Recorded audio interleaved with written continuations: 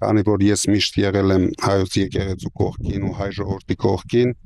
ունենալու եմ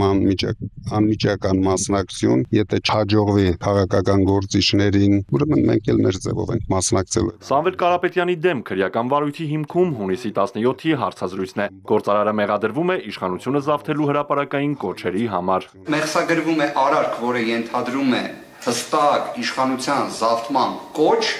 մինչդեռ տվյալ դեպքում ընդհանրապես առկա չէ որևէ կոչ։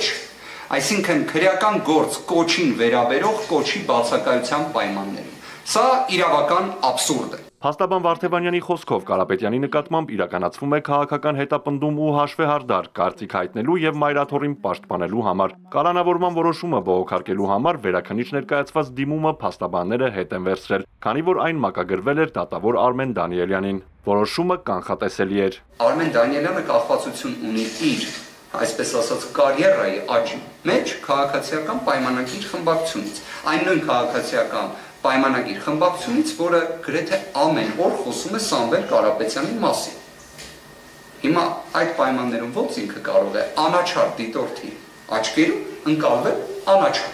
ընկալվել անկախ։ Չի կարող, չէ՞։ Վարդևանյանը ուշադրություն է հրավիրում աննախադեպ մեկ այլ հանգամանքի վրա։ Ամբողջ այս քրեական ճակերտներում հետապնդումը, ակնհայտ ապօրինի հետապնդումը սկիզբ է առել գլխավոր դատախազի կողմից ներկայացված հաղորդման հիման վրա։ Մասնագիտական հանրությունն իսկապես կարծում եմ դա եւս շատ հետաքրքիր կլինի, քանի որ ես ինքս նման դեպք չեմ հիշում, որ գլխավոր դատախազը հենց ինքը հաղորդում ներկայացնի, ոչ թե հետապնդումը հավելցի, այլ հենց հաղորդում ներկայացնի։ Ուշագրավ է նաև Կարապետյանի կալանավորման հիմնավորումը։ Դատարանը գտել է, որ Տաշիր ընկերությունների խմբի նախագահը կարող է թաքնվել կամ խոչընդոտել քննությանը։ Խոչընդոտել մի քննության, որի ամբողջ մեխը առյուծի բաժինը ապացուցողական իրենց դիտարկմամբ հանդիսանում է տեսանյութը։ Իդեպ, պարզ վարժություն է, սա պետք է չի իրավաբան լինել։ Եթե ենթադրյալ կոչ է տեղի ունեցել, որն էլ կա տեսանյութի վրա,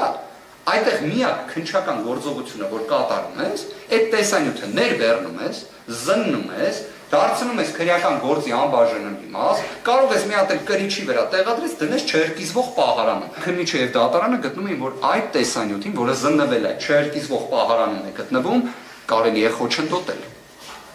Օրինակ օբյեկտիվ իրականության մեջ դա նույնիսկ խելագարության կանխավարկածով դիտարկելու դեպքում անհնարին է։ Կարապետյանին կալանավորելուց հետո իշխանությունն ըստ Վարդևանյանի գործարարի ու նրա ընտանիքի անդամների սեփականությունը խլելու գործընթաց է սկսել։ Դրա ապացույցը պաշտպանը համարում է հեծը պետականացնելու նախագիծը։ Պատկերացրեք, դուք ունեք ձեր ավտոմեքենա։ Դուք վարում եք ձեր ավտոմեքենան։ Վարում եք լավ կամ վատ, դա կքննարկենք առանձին։ Բայց բարեկային ծառայողը ձեզ կանգնեցնում է եւ ասում է, գիտես ինչ, ես եմ քշելու քո ավտոմեքենան, կամ ես կբերեմ մեկի, ով որ կսկսի քշել քո ավտոմեքենան։ Եղավ։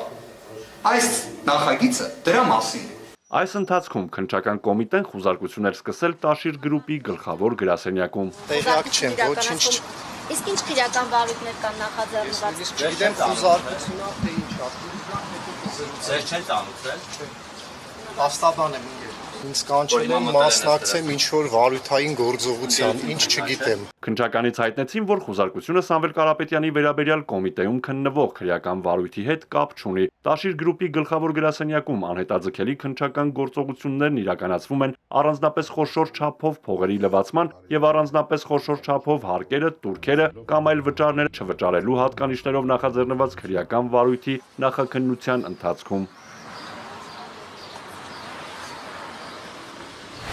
Խուզարկությանը եւ փաստաբան Վարդևանյանի գնահատականներին զուգահեռ հեծի աշխատակիցների հասցեին սպառնալիքներ հնչեցին վարչապետի կողմից։ Փաշինյանը սոցցանցային գրառմամբ զգուշացրեց, որ այն աշխատողները, որոնք իրենց գործը թողած զբաղված են քաղաքական խարդավանքներով, հուլիսին կազատվեն աշխատանքից։ Նրանք, ովքեր հեծ աշխատակիցներին պարտադրում են հավաքների մասնակցել, եւս կդատվեն։ Ի պատասխան Սամվել Կարապետյանի պաշտպանության խորհուրդը նշեց, որ հեծ այն աշխատակիցներին, որոնց կսպառնան մշուշոտ ապագայում աշխատանքից ազատել ինչ-ինչ շինծու պատճառներով, իրենց հասարակական կամ կրոնական համոզմունքների համար կարող են հանգիստ լինել։ Նրանց աշխատանքային խախտված իրավունքները կվերականգնվեն, իսկ այդ ընթացքում նրանք կունենան համարժեք պայմաններով աշխատանք։ Արթուր Հակոբյան, Էպիկենտրոն։